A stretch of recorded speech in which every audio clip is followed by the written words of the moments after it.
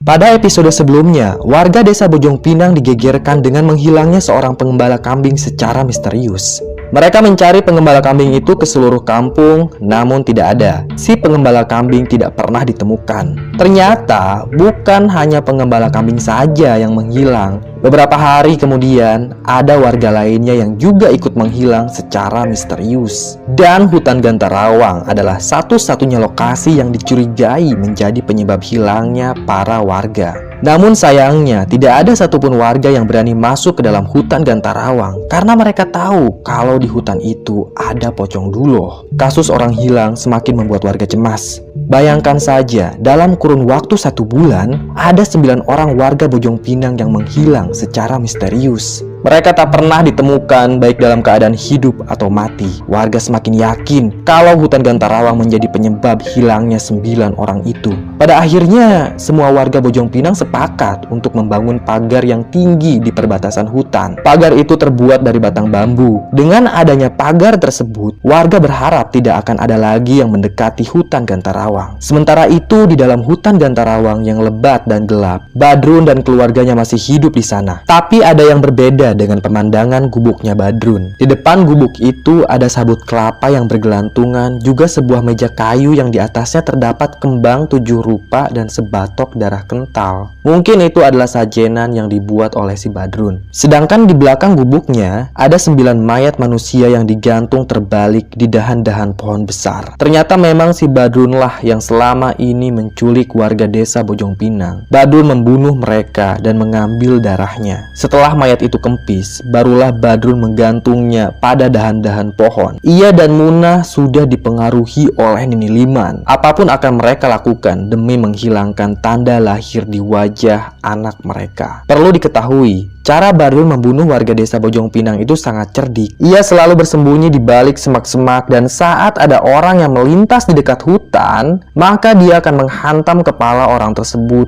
dengan batu sampai terkapar tewas. Setelah itu, Badrun akan menyeret jasad tersebut masuk ke dalam hutan Gantarawang. Sampai saat ini, belum ada orang yang tahu kalau Badrunlah yang membunuh warga desa Bojong Pinang. Karena si Badrun dan keluarganya selalu bersembunyi di dalam hutan Gantarawang. Perintah Nini Liman memang sangat ekstrim. Badrun disuruh mengumpulkan 10 botol darah manusia dari orang yang berbeda. Itu artinya Badrun harus membunuh 10 orang agar bisa memenuhi syarat dari Nini Liman. Namun sayang, Badrun kesulitan untuk mencari korban yang ke-10 karena sekarang perbatasan hutan Gantarawang itu dipagar oleh warga. Mau tidak mau, Badrun harus keluar dari hutan Gantarawang untuk mencari tumbal ke-10. Si Badrun ini pernah pergi ke perkampungan di malam hari, tapi tetap saja dia kesulitan mencari korbannya karena tidak ada satupun warga desa Bojong Pinang yang berani keluar tengah malam. Mereka semua ketakutan dan mengurung diri di dalam rumah. Tak ada yang bisa Badrun perbuat. Dia juga tidak bisa keluar di siang hari karena takut dicurigai oleh warga. Kalau sampai warga tahu tentang kelakuan si Badrun, dia pasti akan ditangkap dan dibunuh oleh warga. Kini Badrun kebingungan. Dia tidak tahu apa yang harus dilakukannya. Di sisi lain, Badrun tidak mau membiarkan anaknya hidup dengan wajah mengerikan seperti itu. Suatu malam saat Badrun sedang bengong di depan gubuknya, tiba-tiba saja muncul Nini Liman. Wanita itu perlahan mendekat pada Badrun. Sudah lama sekali Badrun tidak bertemu dengan Nini Liman. Badrun bahkan tidak tahu di mana tempat tinggal Nini Liman. Selama ini wanita tua itu sering muncul dan menghilang secara misterius. Sudah berapa botol yang kau kumpulkan? Tanya Nini Liman. 9 botol nih, jawab Badrun. Ambil botol-botol itu dan ikut aku,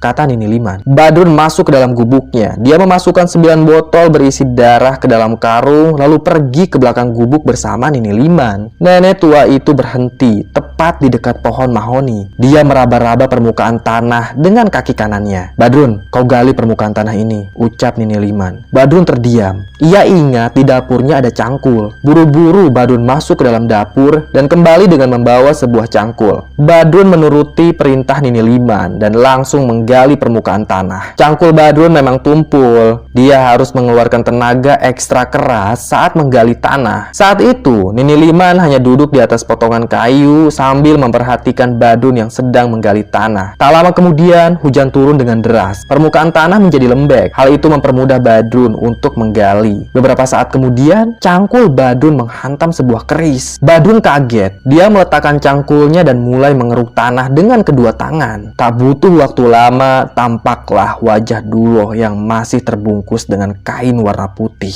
Wajahnya pucat sekali, namun masih utuh dan tidak membusuk sedikit pun. Buru-buru Badrun naik ke permukaan untuk memberitahu Nini Liman. "Nih, aku menemukan jasad manusia," kata Badrun. Nini Liman bangkit dari duduknya. Dia mendekat pada lubang tersebut. "Itu Duloh, dia sangat berharga. Duloh bukan hanya bisa menghilangkan tanda lahir di wajah anakmu, tapi dia juga bisa membuatmu kaya," ucap Nini Liman. "Sekarang apa yang harus saya lakukan nih?" tanya Badrun. Nini Liman tidak menjawab. Dia malah mengambil karung berisi 9 botol darah. Lalu Nini Liman membuka satu persatu botol tersebut dan mengguyur wajah Duloh dengan darah. Seketika saja wajah Duloh berubah menjadi merah. Namun ia tidak bergerak sama sekali. "Angkat dan bawa Duloh ke gubukmu," suruh Nini Liman. Badrun turun kembali ke dalam lubang. Dia mengeruk tanah dengan kedua tangannya lalu menarik tubuh Duloh. Badrun melihat ada sebuah keris yang tertancap di perutnya Duloh. Ia bertanya-tanya dalam hatinya, siapa Duloh ini? Lalu kenapa ada keris yang tertancap di perutnya Duloh? Semua pertanyaan itu Badrun simpan di dalam benaknya. Ia tidak berani bertanya pada Nini Liman. Tubuh Duloh pun berhasil ditarik ke permukaan. Kain putih yang membungkus Duloh kini warnanya berubah menjadi kekuningan karena terkena noda tanah. Sekuat tenaga, Badrun membopong tubuh Duloh masuk ke dalam gubuk. Istrinya Badrun terbangun. Dia kaget saat melihat ada jasad manusia tergeletak di dalam gubuknya. "Tumbal ke-10?" tanya Munah pada suaminya. "Bukan, dia Duloh. Nini Liman yang menyuruhku untuk membawanya ke dalam gubuk kita," kata Badrun. "Siapa Duloh?" tanya Munah. "Aku tidak tahu, tapi kata Nini Liman, Duloh ini bisa menghilangkan tanda lahir di wajah anak kita. Dan bukan hanya itu saja, Duloh juga bisa membuat kita kaya raya," ucap Badrun. Sekujur tubuhnya basah kuyup, napasnya ngos-ngosan. Selang beberapa saat, dari pintu gubuk muncullah Nini Liman. Dia mendekat pada Badrun. Nini Liman bilang pada Badrun kalau Duloh ini harus segera diberi tumbal ke-10. Nenek itu juga berpesan pada Badrun untuk tidak mencabut keris yang tertancap di perutnya Duloh. "Kenapa tidak boleh dicabut nih?" tanya Badrun. "Ada ritual yang harus kita lakukan sebelum mencabut keris itu agar si Duloh ini bisa dikendalikan," kata Nini Liman. "Baik nih, saya janji tidak akan mencabutnya," ujar Badrun sambil mengangguk. Setelah itu, Nini Liman keluar dari gubuk Badrun tanpa pamitan. Nenek itu pun menghilang di antara pepohonan. Keesokan harinya, Badrun membuat sebuah peti untuk menyimpan Duloh. Peti itu tanpa penutup. Dia meletakkan Duloh di dalam peti dan memasukkannya ke dalam kamar. Badrun berjanji dia akan berusaha sebisa mungkin untuk mendapatkan tumbal ke-10. Sementara itu, di desa Bojong Pinang, tepatnya di sebuah rumah panggung, Mursid sedang menyusun rencana untuk mencari istrinya yang hilang. Lelaki itu akan masuk ke dalam hutan Gantarawang. Ketika istrinya hilang, Mursid tidak tinggal diam.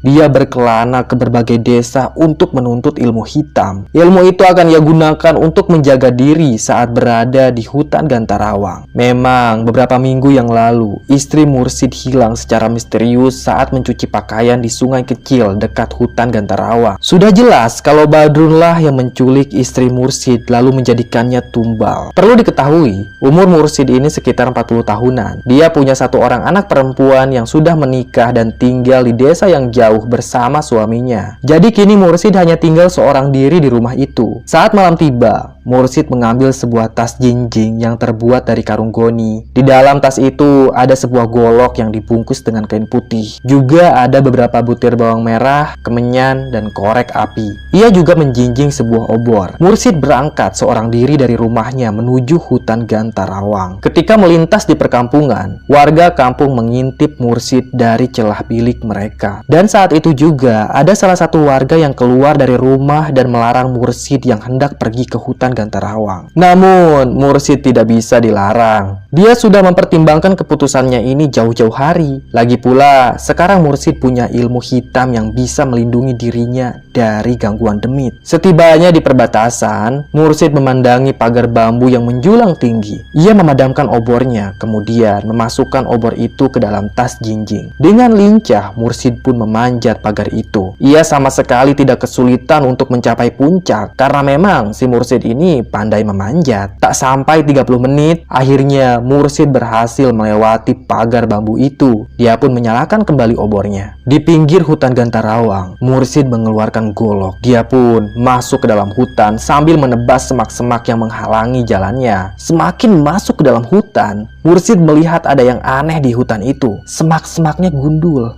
seperti ada seseorang yang sengaja menebasnya. Bukan hanya itu saja, Mursid juga menemukan banyak tapak kaki manusia di permukaan tanah yang becek. Tak salah lagi, pasti ada orang yang bersembunyi di dalam hutan Gantarawang, pikir Mursid. Mursid pun mengikuti tapak kaki itu. Ia semakin masuk ke dalam hutan Gantarawang. Beberapa saat kemudian, tiba-tiba langkah Mursid terhenti. Dia benar-benar kaget dengan apa yang dilihatnya. Ada jasad manusia yang bergelantungan di dahan-dahan pohon. Seketika saja, Mursid menjatuhkan obornya yang masih menyala lantaran dia melihat jasad istrinya yang menggantung di pohon. Lelaki itu pun menangis nelangsa di bawah pohon besar. Dia tidak menyangka kalau istrinya mati dengan cara yang sangat mengenaskan. Perlahan, Mursid pun memanjat pohon tersebut dan menurunkan jasad istrinya. Ternyata ada luka sayat di bagian leher. Mursid yakin ini pembunuhan dan dia berjanji akan menemukan siapa dalang di balik pembunuhan ini. Jasad istrinya disandarkan pada batang pohon besar. Nanti Mursid akan membawa jasad istrinya itu ke desa. Tapi sekarang dia harus menelusuri hutan ini demi menemukan si pembunuh. Dan ternyata tak jauh dari pohon itu ada gubuk yang cukup besar. Perlahan dan dengan hati-hati,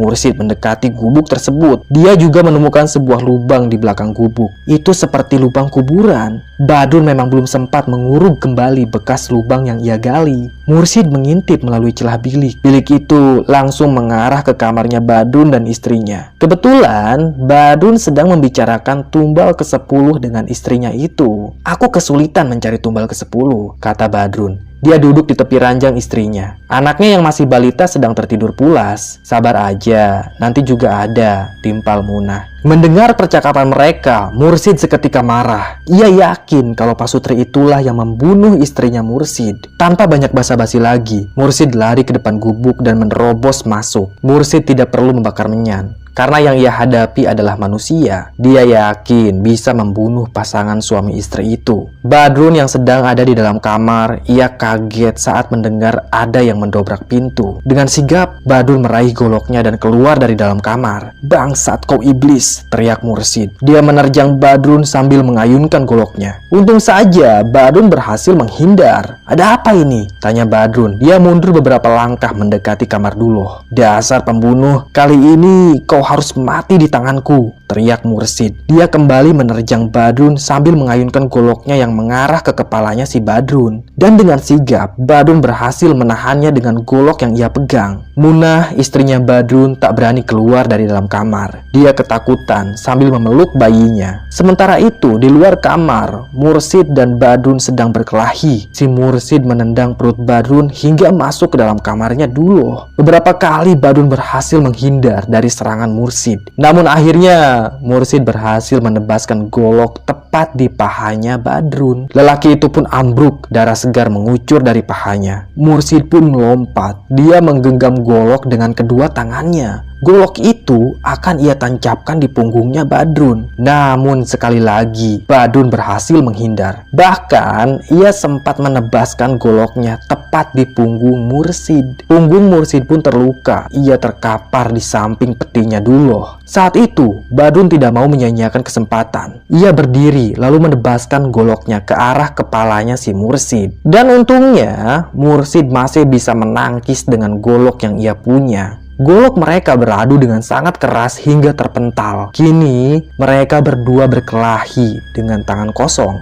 Darah acak-acakan membasahi ruangan. Mursid berhasil menindih Badrun. Dia menghantamkan tinjunya berkali-kali pada wajah Badrun sampai bonyok. Badrun pun tidak tinggal diam. Dengan sisa tenaga yang ia punya, ia mencekik leher Mursid sekuat tenaga, lalu menendang tubuh Mursid sampai terpental. Mursid terkapar, napasnya ngos-ngosan. Ia bangkit lagi dan meraih golok yang tergeletak di pojokan. Dengan tertatih-tatih, dia menghampiri Badrun yang masih bersandar pada petinya Duloh. Dan saat Mursid hendak menebas leher Badrun, tiba-tiba saja ada seseorang yang menghantam leher Mursid dari belakang. Di belakang Mursid ternyata ada si Munah. Ia berdiri di sana sambil memegang kayu batangan. Munah masih menangis. Sebenarnya ia ketakutan, tapi dia tidak akan membiarkan suaminya itu mati di tangan orang asing. Saat itu, Mursid ambruk dengan keadaan tengkurap di atas peti Duloh. Munah membantu suaminya untuk bangun. Luka bacokan di paha suaminya itu cukup parah sehingga menganga dan terus mengeluarkan darah. Untungnya, Mursid berhasil dikalahkan. Badrun akan menjadikannya tumbal ke-10. Dengan sisa tenaga yang ada, Badrun membalikan tubuh Mursid yang sudah tak berdaya untuk dibawa ke halaman belakang. Namun, tanpa diduga-duga, Mursid ternyata masih sadar. Ia mencabut keris dari perutnya Duloh, lalu menancapkan keris itu tepat di perutnya Badrun. Itu serangan yang sangat telak. Badrun sampai tidak bisa bersuara. Kedua matanya melotot. Tubuhnya seketika lunglai dan ambruk. Badrun pun tewas. Kini tinggal Munah yang berdiri di depan Mursid. Munah tak percaya dengan apa yang dilihatnya barusan. Dia masih mematung sambil melihat suaminya yang terkapar tewas. Mursid yang saat itu masih memegang keris, dia langsung menusuk dada kiri Munah sampai wanita itu tewas. Mursid pun puas. Kini dia sudah berhasil balas dendam atas kematian istrinya. Dengan terpincang-pincang, Mursid berjalan menghampiri kamar sebelah. Namun, baru saja 3 langkah, dia mendengar suara aneh di belakangnya. Begitu suaranya. Mursid berhenti. Dia menoleh ke belakang. Tampaklah Duloh yang sedang duduk di petinya. Ia menengok ke arah Mursid. Wajah Duloh pucat, kedua matanya hitam, mulutnya berlendir. Mursid ketakutan. Dia meraih tas jinjingnya dan melemparkan bawang merah ke wajah Duloh. Tapi tidak mempan. Bawang yang sudah dijampe itu tak membuat Duloh kesakitan sama sekali. Duloh malah meraung seperti singa kelaparan. Dan dengan sekejap, Duloh sudah berdiri di hadapan Mursid. Keris yang dipegang Mursid mental. Selanjutnya, entah apa yang dilakukan Duloh pada Mursid. Yang jelas, lelaki itu berteriak sangat keras seperti sedang disiksa. Selang beberapa saat, potongan tubuh Mursid acak-acakan. Kepalanya tergeletak di pojok kamar. Ada 3 mayat yang terkapar di ruangan itu. Duloh meraung-raung. Dia haus akan darah. Sementara itu, di kamar sebelah, si Sakti menangis. Dia terbangun oleh teriakan Mursid yang sangat kencang. Hidung Duloh mengendus-endus. Dia menoleh ke kamar sebelah. Kini, di dalam gubuk itu,